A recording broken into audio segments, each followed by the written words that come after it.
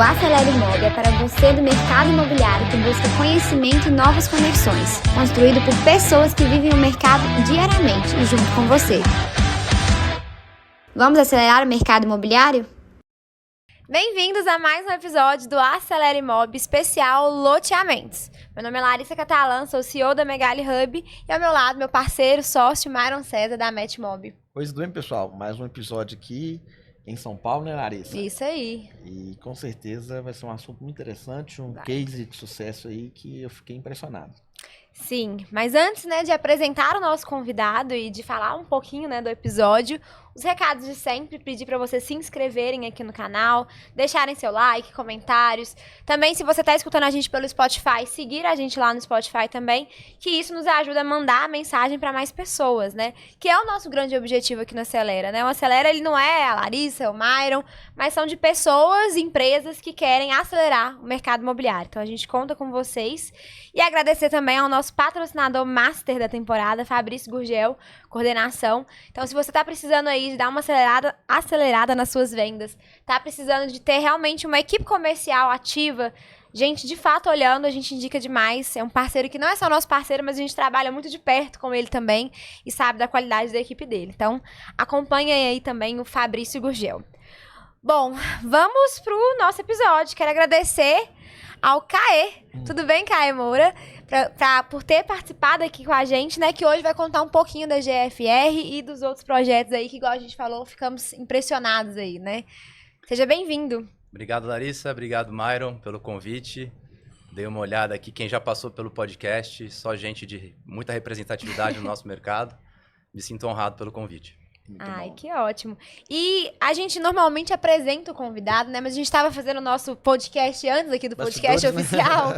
E a gente falou assim, Caio, você tem uma história tão legal, eu queria que você contasse um pouquinho da sua trajetória e também, para quem não conhece, a GFR, por favor. Bom, começando pela minha trajetória, eu venho do mercado de incorporação vertical, Então, eu iniciei minha carreira no mercado imobiliário em 2007 na Gafisa, passei pela Cirela, fiquei 7 anos na Tegra, então eu venho do mercado de vertical, Em um dado momento na Tegra, alguns loteamentos lá que tinham herança de junções de empresas, coisas e tais, empreendimentos entregues, e um belo dia falaram, toma que esse filho é seu.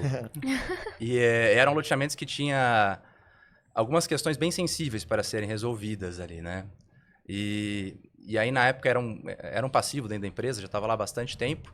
A gente montou um timinho para resolver, A Letícia, na época, que trabalhava com a gente, e hoje é minha gerente de aprovações na GFR. Legal. Olha, que legal. O Lousada, hoje meu sócio na GFR.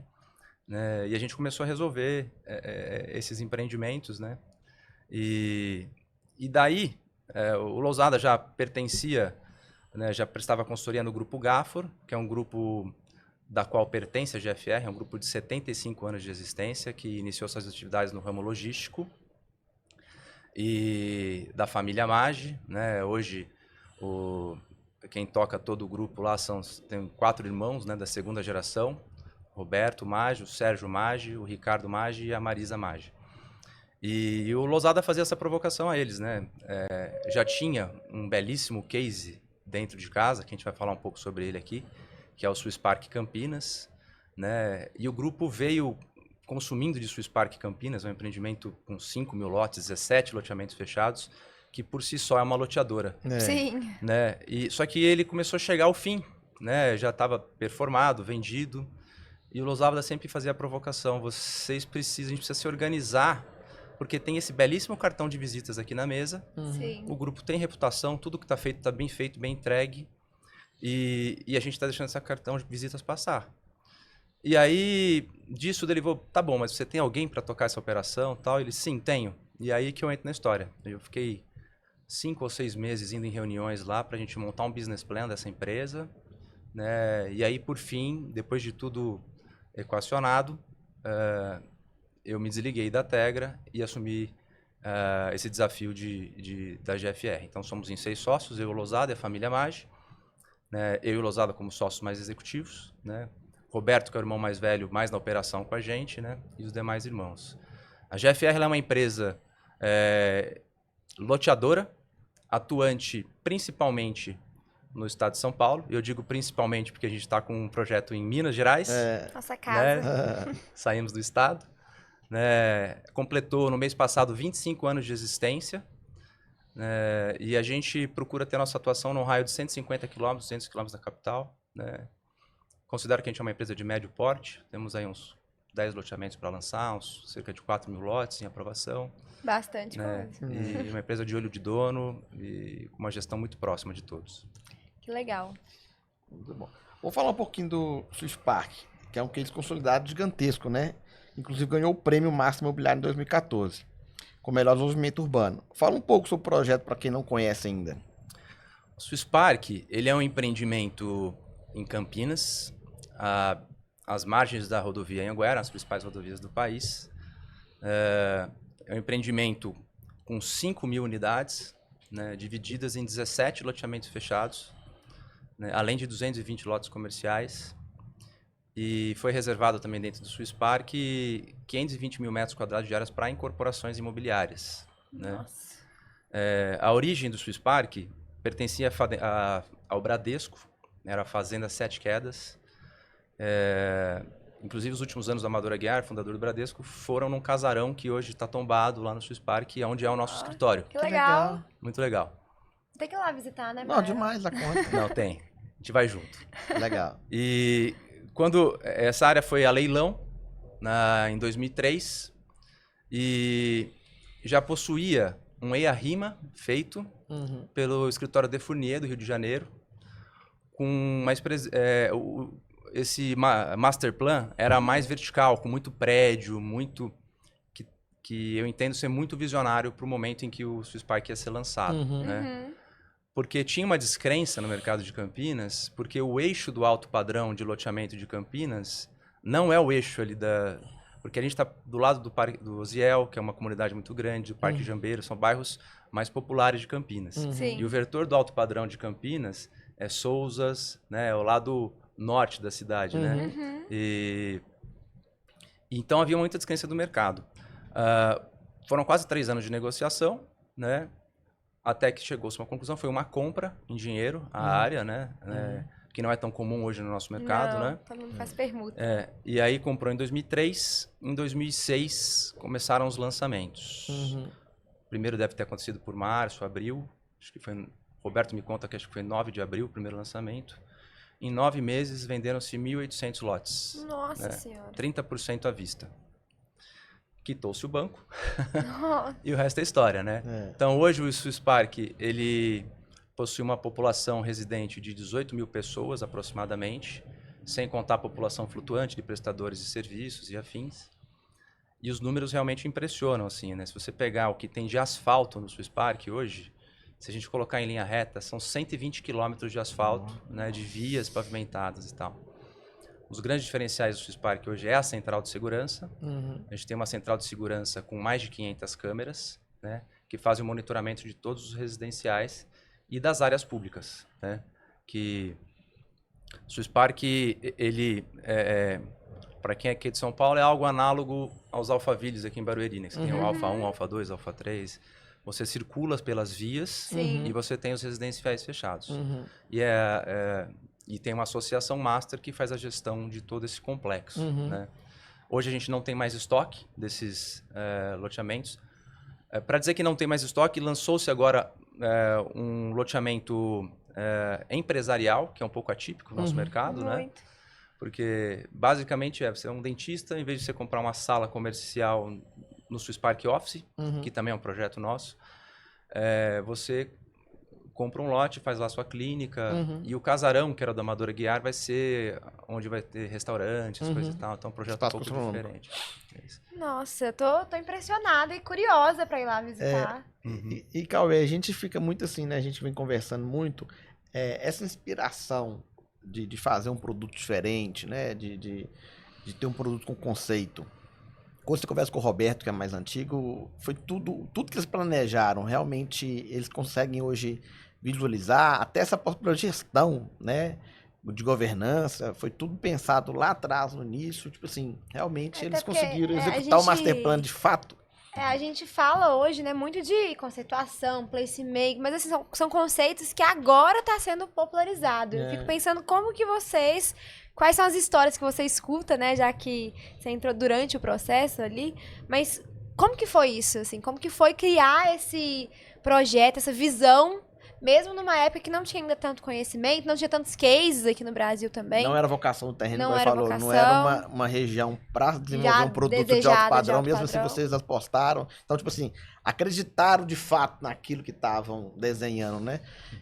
E puder contar pra gente um pouquinho do desafio que foi e Da visão, para quem né? tá começando um projeto desse hoje, qual seria os conselhos que poderia dar? Então, pelo que o Roberto me conta lá do começo, né? As coisas foram acontecendo, né? Porque já vinha um projeto já pré-concebido com EA-RIMA, né? Estamos falando da cidade de Campinas, né? Uma das principais regiões metropolitanas aqui do estado de São Sim. Paulo, se não do país, né? Então, Sim. com 3,5 milhões de habitantes, um PIB per capita altíssimo, um IDH próximo a São Paulo, ao lado das principais rodovias. Então tinha contexto, né? Sim.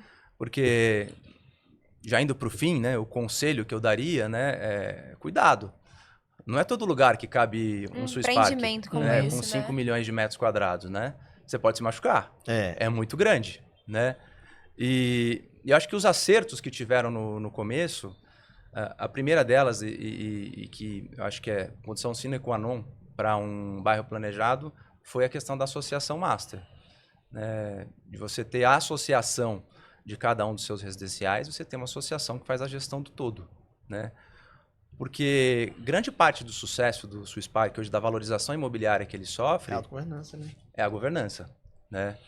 E essa questão de você ter as 500 câmeras lá, você entra no Swiss Park hoje com o seu carro, eu sei por que entrada você entrou, quanto tempo você ficou, por onde você saiu, tá ligado à guarda municipal do município, e acaba tendo até o contrário, às vezes, da guarda ligar. Tal carro passou por aí, porque a gente está procurando. É uma troca, né?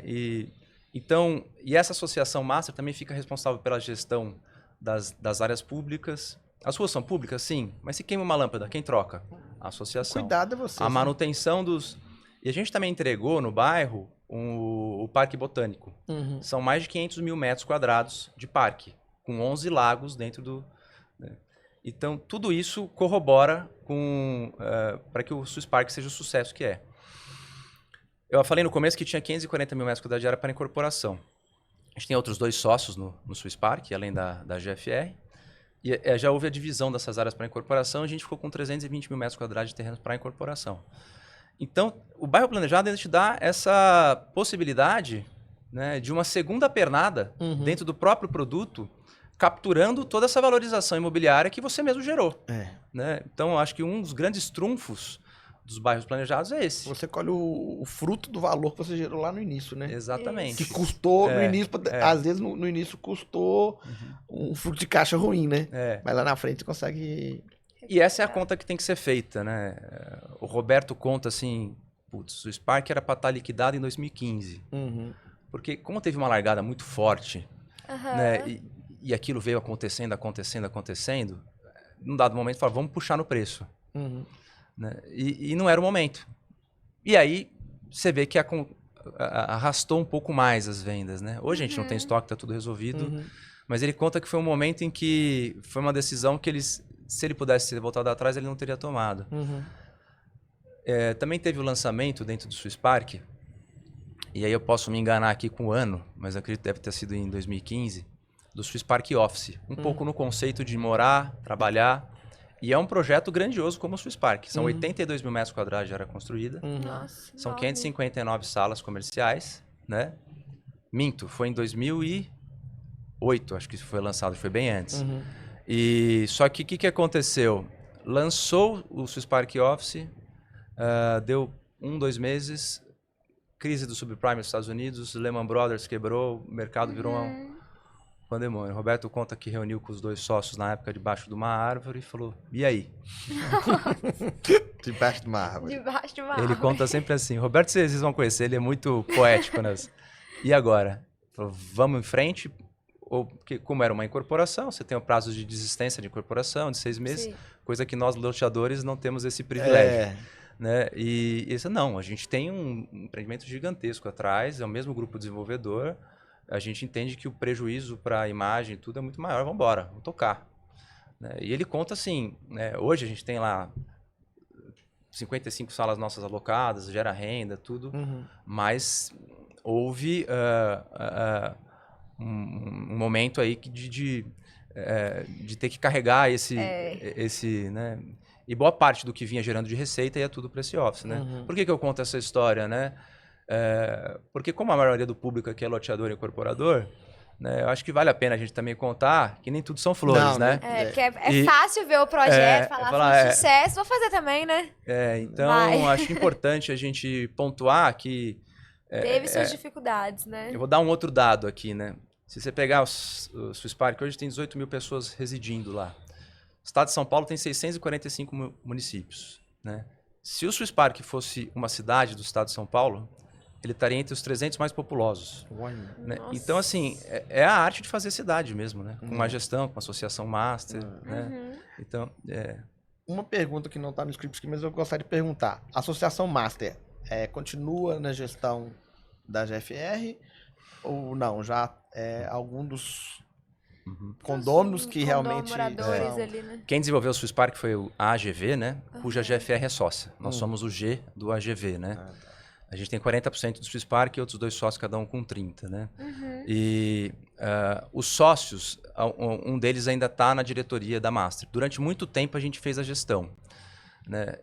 E esse é um dos grandes desafios dos bairros muito longevos, né? Essa questão de gestão, você começa a ter outros interesses envolvidos ali. Pessoas que estão desde o começo, associações que se formam, coisa e tal.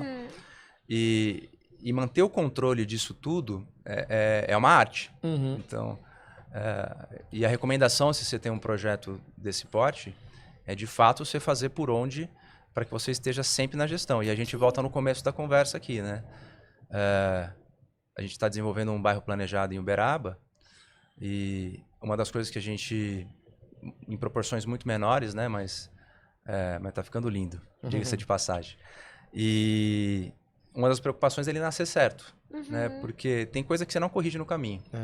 Né? E a associação de moradores é uma. Depois que você vendeu o lote, se o contrato de compra e venda não está bem estruturado, a associação, se você não fez a lição de casa, isso depois foge da sua mão. E aí você perde o controle. E até um dos pontos que essa parte de governança é uma parte que nem pretendia prolongar tanto assim, mas me surgiu muitas dúvidas porque é a grande dor do mercado, né? Principalmente quem tá querendo desenvolver bairros planejados também, assim, que é como vai ser aquilo ali, né? Como que aquele projeto, aquele conceito que tava ali no início se transforma em realidade. E aí eu queria também, essa pergunta também não tá muito no script, mas eu queria entender da sua visão, até como arquiteto também, do que é um bairro planejado, que eu vejo que é algo que muita gente agora tá com desejo de fazer, porque, vamos falar que tá no hype, assim, né? O bairro planejado é a bola da vez, mas o que você entende de fato de bairro planejado? E eu acho que até mesmo reforçar, né, os perigos de ir nessa coisa do hype, porque, igual você trouxe aí, tem suas dificuldades também. Muita gente erroneamente chama qualquer loteamento fechado de bairro planejado e não é, né? Eles estão chamando até o aberto de bairro planejado. O loteamento aberto. Lá em Minas, lá. Tem um monte de bairro planejado aberto. Porque ele tem asfalto, água e luz, é bairro planejado. Planejou o asfalto, né? Ou senão, hoje a gente fez um episódio com a Renata Herculano. Não, bairro planejado é porque alguém pensou. E pensou, já que tem um planejamento mínimo, aí coloca um pórtico na entrada, bairro planejado. É que virou uma coisa também midiática, né? De marketing, assim. Sim. Uma estratégia de, já que meu produto não tem um grande diferencial, assim, fala que é bairro planejado. Mas aí, qual que é a sua visão? A minha visão, bairro planejado é justamente onde você une comércio, serviço, habitação, zeladoria urbana, governança, dentro de um mesmo projeto, né? Então, você tem um mix de projeto ali, você tem... E não só um uso residencial específico. E aí, eu acho que para responder de forma mais objetiva, já aterrissando aqui no projeto que a gente vai fazer em Uberaba, né, a gente vai fazer nosso primeiro projeto fora do estado, né? Sem falsa modéstia, estamos com a melhor área de Uberaba. E E a gente fechou uma primeira área para um loteamento fechado. E a área vizinha agora onde a gente pretende desenvolver esse bairro planejado, né? Uma nova centralidade para Uberaba.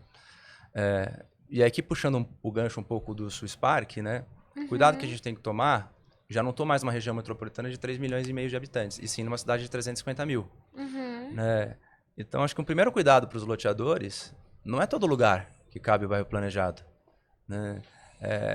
Você tem que estar muito claro ali da vocação do terreno, né? Você tem que ter uma coisa muito única e muito... E a segunda, né, para não entrar na hype, qual a sua motivação para fazer aquele bairro planejado? Porque você começa a entrar numa vertical que não é muito usual do loteador, que é uma vertical de serviço. Né? Você pega aqui empresas que hoje têm uma representatividade em bairros planejados, como a Urbana, né, que fez o Pedra Branca, e eu tive visitando alguns empreendimentos deles no Sul, há 3, 4 meses atrás.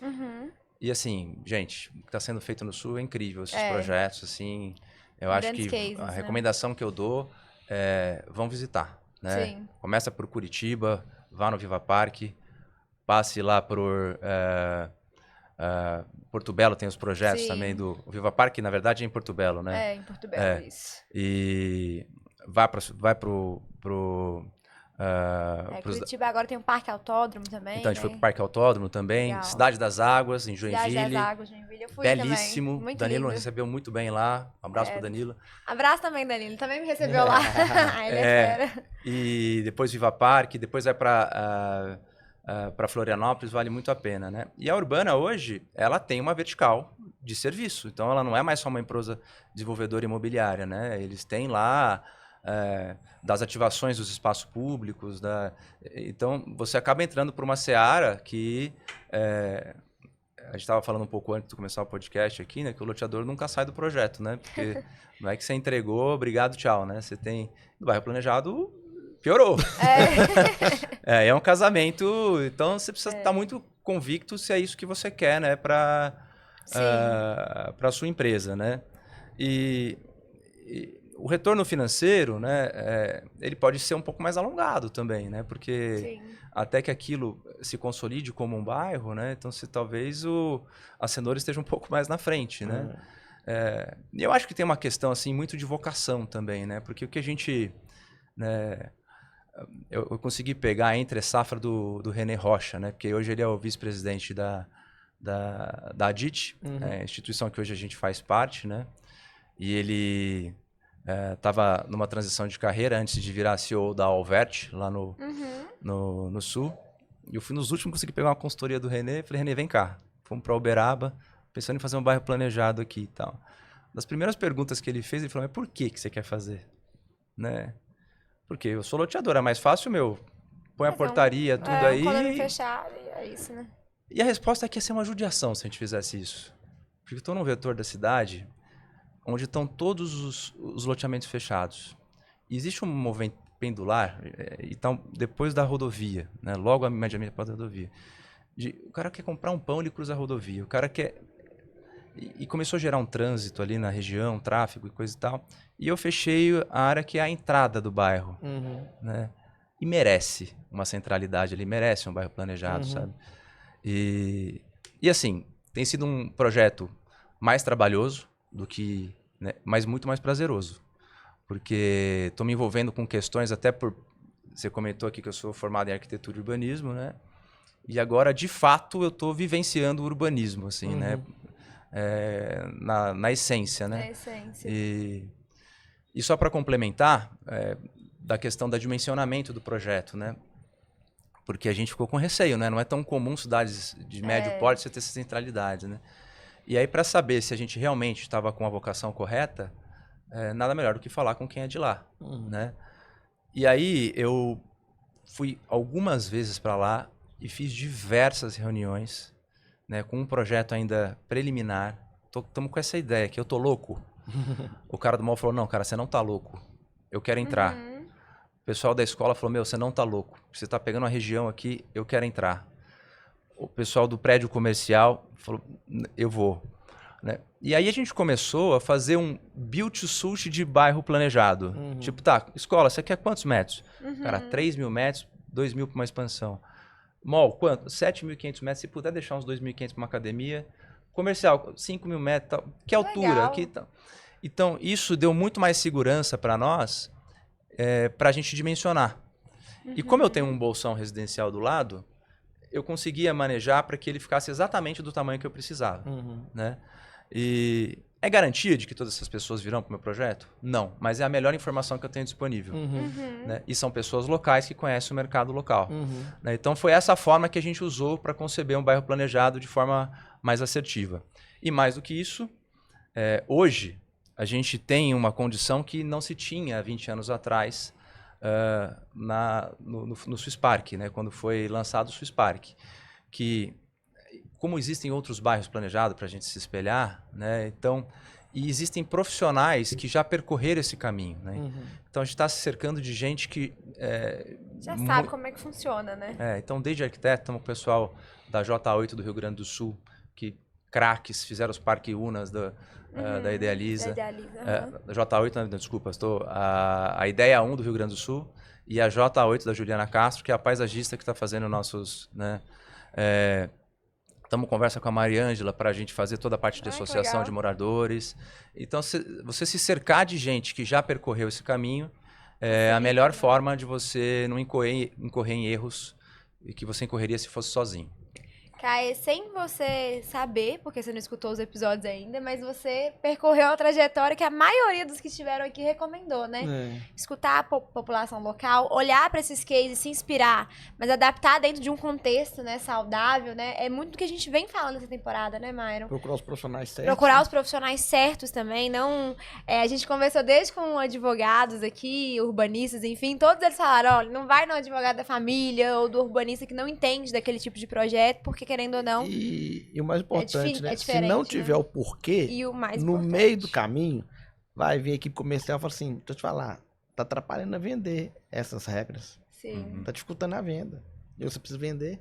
Aí se você não tiver muito certo daquilo ali, você do acaba propósito, se né? desviando no meio do caminho. Acho que legal, né? essa certeza do que tá fazendo, ainda mais você já tem um caso, né? Um case de sucesso, não sei se realmente... sabem algumas coisas que deram certo, que deram errado, então isso ajuda muito. E tem uma outra dificuldade dessas centralidades, né? Porque a gente tem casos ainda muito específicos no Brasil. Então não está no imaginário da população como um todo Não. do que se trata. Não. Então você tem um desafio de marketing, de você falar, olha, o que eu estou trazendo é algo diferente. Sim. Ah, tá. Todo mundo fala isso. Sim. Né? E o que você tem de tão diferente assim? Então você tem um trabalho assim de convencimento, né, de que aquilo que você está idealizando, né, realmente pode ser uma nova centralidade, um lugar qualificado, áreas públicas com gestão privada, né, organizado, limpo, agradável, né? E a forma que a gente tem feito, né? E aí vocês estavam brincando que o mineiro é meio desconfiado, né? Tô falando vocês porque vocês são mineiros, né? Porque senão o paulista fala, pega mal, né? Nós mineiros estamos liberando você falar isso. Autorizado. Tá autorizado, tá autorizado. Se não a gente tomar o café concorda. comigo antes, eu não fecho Vários agora. cafés, né? Então a gente está se cercando de muita gente local. Né? A gente tem portaria, clube do nosso... o arquiteto local, o pessoal da Agape, Juliano e Gustavo, um abraço também. Vai ter que sobrar abraço aqui, né? Então a gente está trazendo... E a própria estratégia nossa de lançamento, o nosso loteamento fechado, ele está mais avançado. Mas a gente tem dito muito o seguinte, eu preciso lançar o bairro planejado antes, Sim. porque é um conceito maior. Se eu vender ele está ancorado num contexto maior. Sim, então a gente precisa está vender a correndo ideia. agora com o nosso contexto do bairro planejado, né? Até a própria estratégia de lançamento, né? A gente vai trazer um stand, né, em que a gente tem dito o seguinte, né? Stand de vendas no mercado imobiliário convencional, a pessoa vai um dia, vê a maquete, vê as imagens na parede, né, pega lá a tabela, sai com o folder, vou falar com a minha esposa e nunca mais volta, né? E hoje, com tanta tecnologia, você corre o risco de o cliente chegar no plantão e saber mais que o seu corretor. Sim. Porque você Não, tem risco muito não. material. Risco não, Não, é acontece, fato. né? A gente Não. tá lá no mercado. Gente, é a compra da vida dele. Ele vai estudar o produto, né? Não só o produto, ele vai estudar outras possibilidades. Sim. Então ele chega num contexto de informação que, se pegar um corretor que não está por dentro do mercado, ele... Então acho que o ponto né? Qual que é a motivação desse cara ir lá? Né? Sim. Então, o que ele vai ver de novo lá, né? Então a gente está trazendo um empório para dentro do nosso stand, Ai, que legal. porque como a região é muito desprovida de qualquer infraestrutura, a gente quer que aquilo vire realmente um ponto de encontro. Você quer que o cliente já viva a experiência antes Que do vai projeto ser tá viver pronto. no bairro É. antes de estar pronto. A gente está fazendo uma parceria, tem um campeão pan-americano de tênis em Uberaba. A gente está fazendo uma parceria para que ele tem uma escola de beach tênis, para que ele vai ser dentro do nosso stand uma escola avançada do... Não sei nem se eu já não estou falando demais aqui. Ó, eu que sou do marketing, eu acho que tá falando demais. Porque tem que gerar suspense, tem que gerar suspense. Corta aí, pessoal. Tem que gerar suspense, tem que deixar a coisa fluir. Tô brincando, pode falar. Então, Larissa, assim, eu ia falar do que a gente vai trazer pro nosso loteamento fechado. Mas aí vocês vão residencial. ter que seguir pra poder acompanhar. E olha, esse eu vou ter que guardar então, porque a gente tá trazendo algo, e aí pra aumentar a rixa aqui, né? Que nós paulistas temos, mas vocês mineiros não têm, mas eu não vou falar o que é. Ixi, nós vamos ficar curiosos. Vocês vão ter que esperar agora. Não, mas perfeito. Eu queria que você falasse também, muito loteador, ele quer expandir. Mas ele expandir, inclusive, igual o caso de vocês, né? Para outros estados ou outras cidades. Quais processos e tecnologia que vocês utilizaram para fazer essa expansão de uma forma saudável? Na verdade, assim, para ser bem sincero, o nosso planejamento, a gente sempre disse o seguinte: nossa atuação vai ser regionalizada, num raio de 150, 200 km da capital paulista. Nosso escritório fica aqui, a gente está aqui gravando da Faria Lima, a gente fica aqui na Vila Olímpia, nosso escritório aqui próximo. E a gente sempre disse que oportunidades deveriam ser avaliadas, né? Que era o caso desse terreno de Uberaba, é o nosso único projeto fora do estado, né? O Paranhos, um grande amigo, membro de... Ele é demais. Ele é demais, né? Conselheiro de algumas empresas do mercado, estava almoçando com ele em Campinas, e ele que fez os loteamentos em frente do que a gente vai lançar quando ele era superintendente da Dama. E ele foi almoçar em Campinas e falou: Caí, vocês vão para Uberaba? Eu falei: Paranhos, Uberaba não está no plano, não. Posso te mostrar um terreno? Eu falei: pode. Ele mostrou o terreno. Eu falei: Paranhos, quando é que a gente vai para Uberaba? Porque realmente é um terreno muito único. Então, foi uma questão muito oportunística. Muito único, e ele já entendia o projeto de vocês, esse terreno aqui tem que E ser hoje, Tem a ambiente cara hoje de o Paranhos vocês, ele não né? tem uma loteadora. E a proprietária da área queria fazer com ele, né? com ele. E ele falou: olha, eu tenho uma notícia boa e uma ruim. A ruim é que eu não tenho mais loteadora. A boa é que eu tenho gente que eu confio que eu posso trazer junto comigo. Foi por isso que a gente foi para Uberaba. Então, voltando na questão da gestão, a gente tem alguns casos que até os próprios loteadores relatam, né, de empresas loteadoras que entraram fundos e coisa e tal, e houve uma expansão geográfica muito grande, diversificaram. Eu não consigo lembrar de nenhuma que tenha acabado bem, né? Nenhuma delas, né? E os próprios gestores contam essa história, né? Sim. Então a gente, e até tá gravando da Faria Lima, é um pouco controverso, porque todo mundo diz aqui na Faria Lima que tem que ser escalável, que tem que ser, né? Que tem que expandir, levar para todos os lugares. E infelizmente eu gostaria de dizer o contrário, né? Mas a gente tem um limite para escalar loteamento, né? Eu não consigo lançar 10 loteamentos numa mesma cidade, então eu estou hoje em 10 cidades, né? Cada uma tem uma legislação específica, tem desafios, e a gente tem também o imponderável da aprovação. A gente planeja, e a única coisa que a gente não faz é acertar.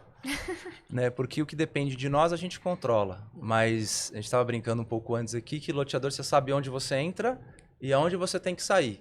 O caminho que você vai percorrer, meu amigo, é uma loucura, né? Então, a gente procura manter a operação mais concentrada. A gente tem uma equipe enxuta hoje, poucos e bons, né? E o que a gente procura fazer é estar orbitando em volta da GFR pessoas de nossa confiança que a gente conecta ao produto e não à empresa no momento oportuno. Desde empresas de vendas, desde arquitetos, desde empresas de marketing, consultores de engenharia. Então, vai plugando conforme a necessidade. Porque como a gente não sabe quando vai lançar, a gente precisa procurar manter o custo fixo controlado. Porque senão a gente não consegue percorrer esse caminho que é longo, né? E tem o contrário também, né? De você ter uma estrutura muito pequena, né? Você não tem uma quantidade de lançamentos muito significativa, e que aí você não consegue se estruturar, porque não justifica a estrutura. Então, a gente procura transitar entre esses dois mundos, né? Não temos a pretensão de ser a grande loteadora que vai atuar nacionalmente, né? Mas também não adianta a gente achar que a gente é o pequeno loteador da cidadezinha do interior Sim. que... Então, como transitar de forma saudável entre esses dois universos? É o que a gente procura fazer. E aí eu trago da minha experiência pretérita em incorporadoras, né, que tinham estruturas de gestão muito mais sofisticadas, até pelo porte delas, né?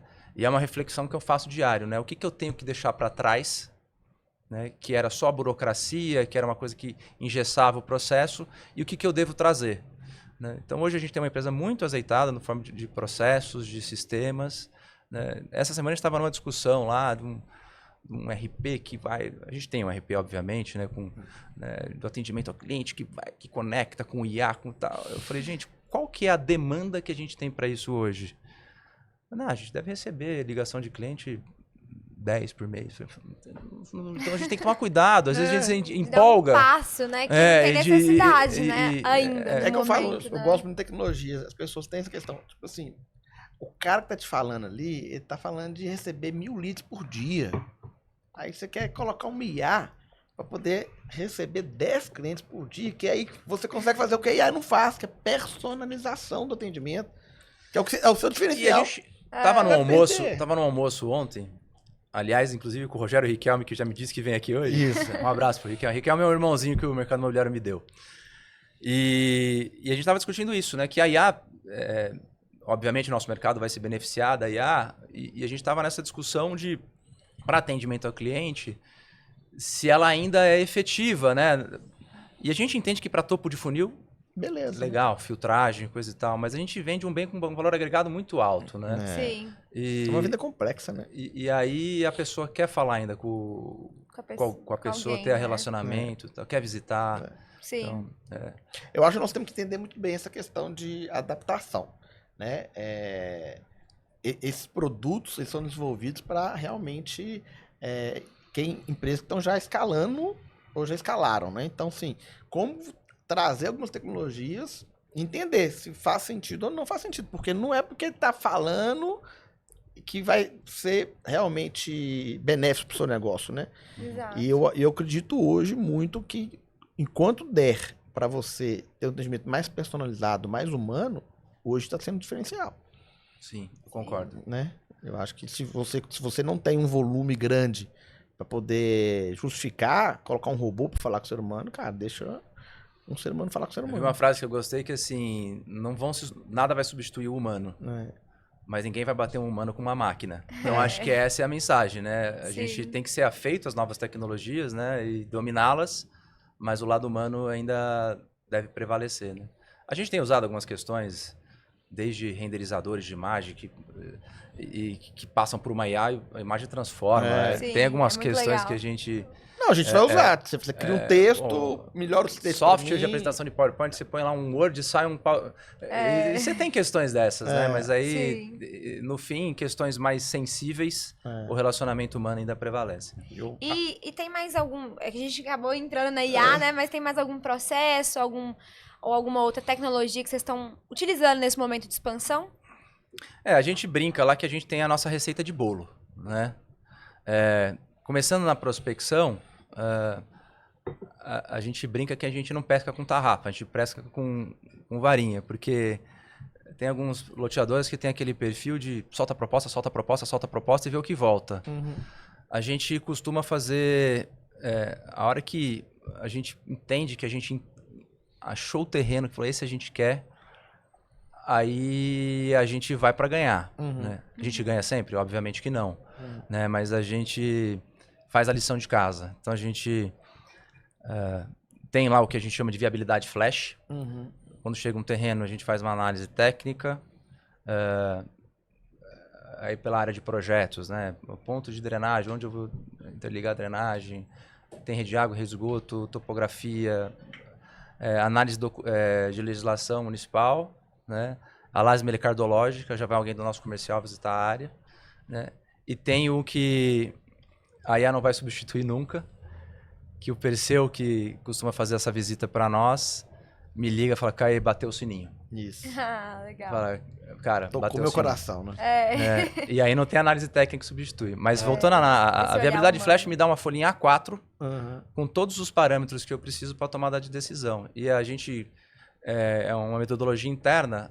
Cada ponto que a gente vai pontuando vai atribuindo uma nota e tem uma nota final daquele projeto, que é um indicativo, obviamente, a gente analisa de forma, né? E aí passa por negociação, coisa e tal, e aí depois entra para nossa receita de bolo. Então a gente tem lá um software de gestão, né, que a gente faz uma reunião de kickoff com toda a equipe, já vai tudo para o sistema, com os flags, né, de pontos de atenção, né, pop-up de prazo vencendo, coisa e tal, né? Então, a parte de aprovação, a gestão é toda feita por esse sistema, né? Temos reuniões semanais de equipe, né? Reuniões mensais de conselho, né? A gente, até uma boa prática que eu trouxe das incorporadoras, né? Quando entra no terreno, a gente faz uma reunião de comitê, tem o fluxo de, além de viabilidade, análise de sensibilidade, análise SWOT, a gente faz toda uma análise do projeto, orçamento de obra, para depois a gente revisitar aquele projeto, depois que aprovou, depois de alguns anos, e entender, né? Obviamente que a gente tem que revisitar ao longo do processo, né? Sim. Porque, e aí na parte de lançamento e vendas, acho que o mais comum do mercado, de você ter sistema, geração de contrato por, né? Ninguém assina mais físico, enfim, toda... E agora o ponto que eu acho que a gente tem de melhoria dentro da empresa é realmente a parte de relacionamento com o cliente, que é o que a gente agora está investindo mais, né? Eu acho que a gente estava com muito mais passivo, né? Respondendo a demandas de clientes, e hoje eu entendo que a gente tem que ser muito mais proativo, né? Questionando, provocando, do tipo, tá tudo certo, tá faltando alguma coisa, né? Porque a gente acabou recebendo alguns feedbacks, tipo, mas vocês não falam com a gente? Eu falei, mas a gente está à disposição. Mas não é o que o cliente espera. Né? Ele espera um tratamento mais próximo. Isso. Legal. E o cliente de médio e alto padrão, o que você acredita que eles estão buscando hoje que eles não buscavam há 15 anos atrás? O primeiro, o que mudou do cliente, né? Ele tem muito mais acesso à informação, né? Na palma da mão, que ele não tinha 15 anos atrás, né? E junto a isso, veio um amadurecimento do mercado imobiliário, né? Dos loteamentos. Então, está todo mundo se aperfeiçoando. E é um segmento que ainda tem muito espaço de melhoria, né? Então, primeiro o que mudou foi o cliente, né? Se você pegar a pirâmide de Maslow, antes ele se contentava ali com a base da pirâmide. Hoje ele quer a pirâmide inteira. Ele quer, né, desde as coisas mais aspiracionais, desde as necessidades mais básicas. Então, já não é mais diferencial você ter um lazer lá tranquilo, infraestrutura nem se fale, né? Segurança não muda, isso nunca vai deixar de ser importante, né? ser importante, né? E para dar uma resposta mais objetiva, acho que isso é muito regional também, né? Para não dar uma bala de prata aqui, o que ele busca. E eu vou dar um exemplo de um projeto nosso, e acho que a gente tem que entender muito bem assim, o que o próprio terreno nos oferece. E às vezes o loteador esquece disso. Então, Boituva está com um terreno pequenininho, super central, né? Tem um lago lindo, com uma construção na beira do lago, tá dado, né? E eu tenho que tomar um cuidado também, né? É um projeto pequeno, são 160 lojas, nosso menor projeto. Você também começar a inventar muito a roda, né, não suporta. Então, você tem que tomar esse cuidado. Então, eu entendo que aquele cliente lá vai querer natureza, vai querer... Então, como é que eu incorporo isso ao meu projeto, né? Porque o cliente busca, no fim, qualidade de vida, né? Qualidade de vida é contato com a natureza, você ter tranquilidade. Hoje, o cliente começa a observar perfil do empreendimento. Quem serão meus vizinhos? Com quem meus filhos vão conviver? Né? Então, acho que cada vez menos a gente vende um metro quadrado, né, e começa a vender mais a experiência. E tem uma questão que o nosso mercado propicia, né? Porque qual que é uma das dificuldades que temos? A gente está concebendo projetos hoje que, a depender da aprovação, pode ser que não daqui 10 anos. Né? É triste, mas não é raro. Sim. De acontecer. É a realidade, né? E muita coisa mudou. Só que a gente tem a possibilidade de acoplar ao nosso projeto diversas tecnologias que vêm surgindo, né? Então, a parte de tecnologia é uma coisa muito latente, né? Então, desde controles de acesso, desde segurança, até coisas de aplicativos, mercados de autoatendimento, e vai aperfeiçoando. Liberação de portaria, você libera seu... Então, assim, isso você consegue ir acoplando aos seus empreendimentos, né? Agora também eu falei o caso de Boituva e tem casos contrários. Você chega lá, o terreno é uma tábua rasa. Né? E você não tem vegetação, você não tem um apelo natural no terreno, né? E aí, o que a gente vai criar aqui? O que a gente... Né? Eu preciso ter 20% de área verde. Onde eu vou colocar? Né? Como é que vai ser esse lazer? O que para esse município seria um diferencial de lazer? Né? E como a gente acaba atuando em diversas cidades, é um pouco dessa da observação. E aí é muito de entender localmente cidade, a cultura dali, né? O perfil do produto, a localização que ele está e muito público local. Né? O Caio esteve aqui com a gente e falou muito de visitar a história do terreno e principalmente as pessoas que vivem em torno ali do a cultura da cidade. A cultura. Né? Então, assim, a importância de você desenvolver um produto dentro desse contexto da história do terreno, das pessoas que vivem em torno do terreno. As pessoas cada vez mais querem se conectar com aquela história, né? Sim. E aí, voltando no caso nosso de Uberaba, é isso que a gente pretende criar. Um ecossistema ali já no próprio stand. Então, isso, eu me identifico com isso. Sim. Isso faz sentido para mim. Eu quero pertencer a isso. Como é que eu faço? Então, aí depois disso, vem o produto imobiliário. Você gostou? Legal? Você quer ver o produto? E aí você abre o seu produto. Claro, está pensando aqui que a gente estava conversando aqui, o Cauê tem essa vantagem, que a gente estava querendo confrontar o arquiteto urbanístico com o executor. E você consegue estar nessas duas funções, né? Como usar a criatividade, trazer essa poesia do mercado. E eu, recém-formado em arquitetura, eu abri um escritório de arquitetura com um amigo. Tô até vendo se eu consigo ver o prédio aqui na rua, né? E eu, recém-formado, eu não me via fazendo outra coisa. Eu falei assim, eu vou ser arquiteto, eu vou projetar. Eu adorava. E até que abriu... eu era um pouco inseguro, verdade seja isso, muito novo. E eu tinha uma... mãe professora, falando, putz, você precisa prestar um concurso público, quem nunca, né? Segurança, CLT e tal. E aí eu tive uma proposta da Gafisa para área de produto. Falei, acho que eu vou conseguir atrelar uma coisa a outra, né? E aí enveredei pro lado do mercado imobiliário, né? E descobri uma nova paixão, assim. Eu sou apaixonado pelo que eu faço.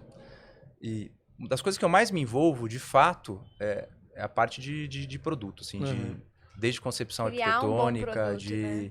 Eu, assim... Eu estou muito envolvido nisso. É uma parte que eu gosto, que eu curto.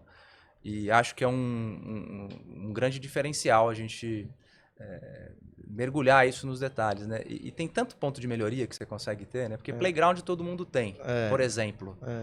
Mas estão surgindo uns playgrounds hoje, né? Que... a gente conheceu lá no Complan, a Oba Play, né? Que faz... Estamos orçando com eles. Eba Play. Eba Play, isso. E então, acho que você tem diversas oportunidades num produto imobiliário para você... Vou dar um outro caso aqui, de ter um projeto nosso, e às vezes restrições urbanísticas impostas por prefeitura te geram oportunidades se você estiver atento. Sim.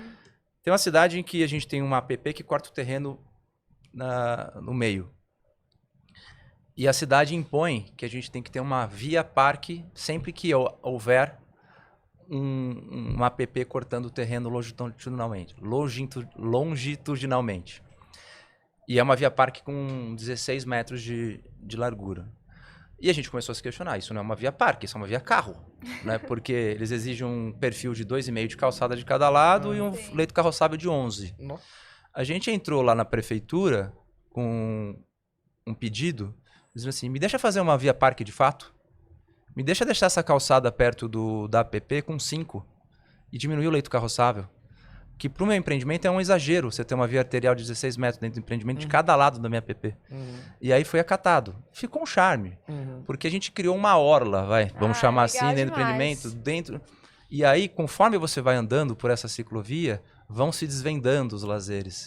Então, o espaço para o cachorro não é um espacinho que tem lá o agite, é um espaço para o cachorro, para você soltar o cachorro.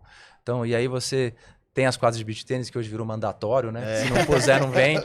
Né? E por aí vai, né? E há outros atributos que a gente vem trazendo. Mas é só um exemplo de que como uma restrição imposta pela prefeitura pode ser uma oportunidade de você ter um diferencial no seu produto. Legal demais isso. Bom, a gente já tá chegando no fim. E eu queria, infelizmente, porque o papo tá muito bom e tá dando, assim, pelo menos pra mim, tá me dando vários insights, ideias, né? Tá muito gostoso o papo. Mas, Caia, pra gente finalizar, eu queria que a gente falasse um pouquinho de futuro. O que vocês enxergam como tendência? A gente já falou de algumas aqui, né? Mas qual que é a visão de vocês de futuro? E até mesmo assim, porque lá atrás o Swiss Park foi um projeto à frente do tempo. Ninguém falava de bairro planejado, complexos, assim. E agora? O que vocês imaginam aí daqui pra frente? Quanto empresa ou quanto mercado? Quanto empresa e quanto mercado. Pode dar as duas respostas. Quanto mercado, né? Eu entendo que a gente, em certo modo, desaprendeu a fazer urbanismo, né? O advento do automóvel nas cidades, né? E a gente tem como maior expoente aí disso Brasília, né? A cidade pensada para o carro, onde você tem a setorização de cada um dos serviços, a gente já percebeu que isso não funciona. E quanto ao mercado, eu fico muito feliz de ver essas iniciativas de empresas e que começam a pensar a cidade mais na escala do pedestre. E eu acho que esse é um caminho que todos deviam trilhar, né? Quanto empresa, a gente já está embarcando um pouco nessa tendência, né?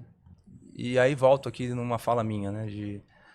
Não é todo lugar que vai caber esse tipo de produto. Mas às vezes pequenas iniciativas no seu projeto transformam o projeto. A gente está com um projeto para lançar agora em Mogi das Cruzes, em que a gente tinha um bolsão fechado de um residencial e tinha um buraco na frente do terreno, né? E a gente, a portaria por aqui e tal. Uma reunião comercial lá, o pessoal, por que não põe uma alameda comercial aqui? A gente fala, não põe porque é um buraco aí. Pô, mas mudaria o projeto. Mudaria mesmo. Vamos encarar? Vamos. 40 mil metros quadrados cúbicos de aterro para a gente criar uma alameda comercial, mas que vai mudar a cara do produto. Então, eu acho que é esse cuidado, né, com a largura da calçada, com a árvore que você vai plantar para que ela não interfira nos fios, né, com que cada cuidado, né, e a gente pensar as cidades, os nossos empreendimentos dessa forma. Em 1900, a população mundial era de 1 bilhão 650 milhões de pessoas. Em 2025, a população mundial chegou em 8 bilhões de pessoas. Nossa. Em 1900, 10% da toda a população vivia em áreas urbanas. Hoje, 60% da população vive em áreas urbanas. Se a gente extrapolar isso para o nosso país, 87,5% das pessoas vivem em áreas urbanas. Se nós somos os urbanizadores, a gente tem uma responsabilidade imensa sobre isso.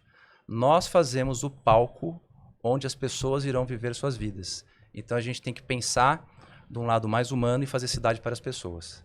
Nossa. Muito bom. Ótima forma de acabar o episódio, né? Completou muito o que a Renata falou, né? Que a cidade é a nossa extensão, né? Então, assim, cara, a gente fica mais tempo na cidade que na nossa casa, né? Então, tipo assim, a gente tem que ter essa responsabilidade, né? Ter o prazer de estar viver a cidade. E mesmo os incorporadores, que também provêm muito das habitações onde a gente mora, né? Eles têm que pôr o prédio em algum lugar, num lote. E alguém fez o lote. Então, assim, o loteador está envolvido, né? Como nesse cenário. Então, muito mais do que infraestrutura, a gente tem que pensar muito mais nos ambientes que as pessoas irão construir suas histórias. Eu só fico muito triste porque que o poder público não enxerga o loteador com tanto... Gente, a gente tinha que ter um tapete vermelho nas prefeituras. Ontem o Caio Portugal falou isso com a gente, né? E assim, o que eu tenho vivido hoje na empresa, assim, as questões de contrapartidas que estão sendo exigidas a ponto de inviabilizar projeto. Da gente ter que destratar, porque, enfim... Mas essa é parte da nossa dor e... Mas como que você acha que o mercado... Porque parece que é uma forma mais de conscientização das pessoas. Parece que eles não entenderam ainda que a gente ajuda a construir a cidade melhor para as pessoas. Tem uma questão seguinte, né? As prefeituras hoje...